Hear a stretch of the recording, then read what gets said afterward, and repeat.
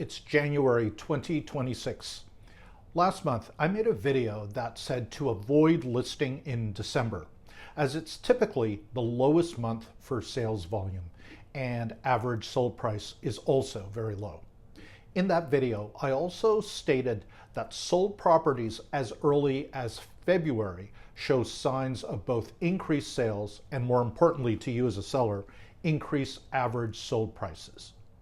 Given that days on market, or number of days it takes to sell a property in the GTA, is currently about a month, it means those February sales were listed in early January. As I filmed this during the second week of January 2026, that's exactly what I'm doing for one of my clients. We're getting their property ready to list for the middle of January as I speak. Here's the raw data showing how both sales volume and sold prices start rising in the GTA much earlier in the year than people assume. February, almost every year, sales volume starts rising dramatically over the nadir of December and January sales volume.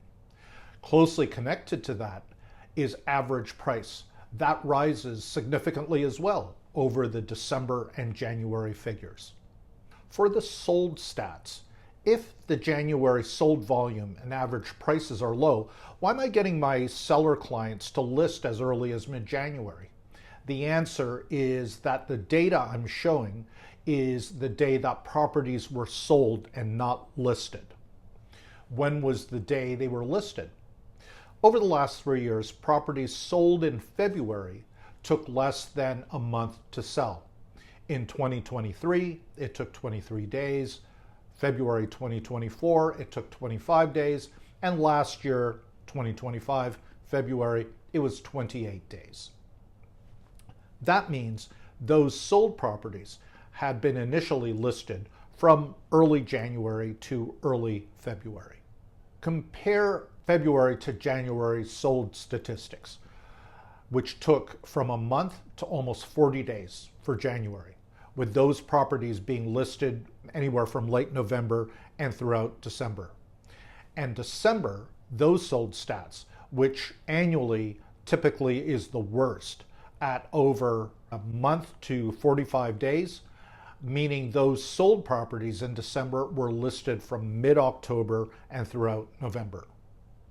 So why this noticeable spike in activity so soon in January? By the second week of January, people who are serious buyers are now back from holidays. They're fresh, they're eager to get back into the market again. They're motivated and ready. So that accounts for the demand. The other factor is the amount of listings or supply.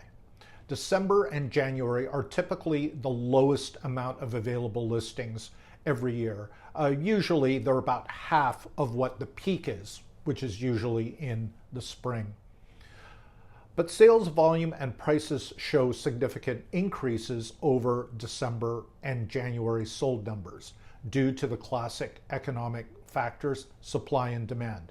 Yes, supply both in December and January are usually the two lowest months of the year, so they're similar. The difference is that by mid-January, motivated buyers are out and buying, unlike December, so the demand is quite a bit higher.